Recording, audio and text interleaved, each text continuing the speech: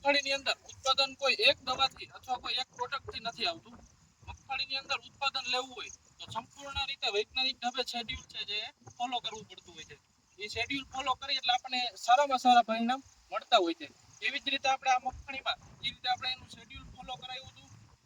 05234 છે, micronutrient, boron, manganese, ઝીંક, copper વાળો grade અને એ સિવાય જરૂરિયાત પ્રમાણે આમાં પેટ્રા બુટ્રાજોલ વાળું ટેકનિકલ એટલે કે ગ્રોથ રેગ્યુલેટર તરીકે આપણે ઓળખતા હોય એનો પણ આપણે એમાં જરૂરિયાત પ્રમાણે છંટકાવ કરાવેલો હતો.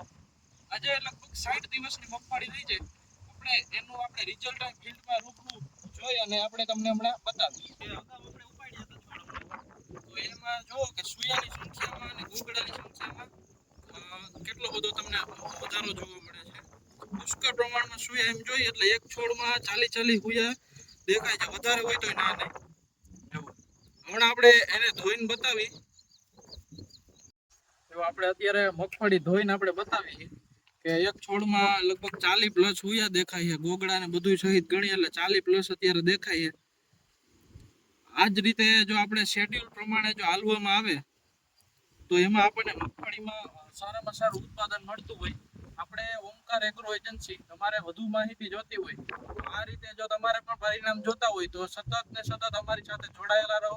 ઓમકાર એગ્રો એજન્સી, વધુ માહિતી માટે નીચે નંબર આપેલા છે એમાં સંપર્ક કરો. ધન્યવાદ.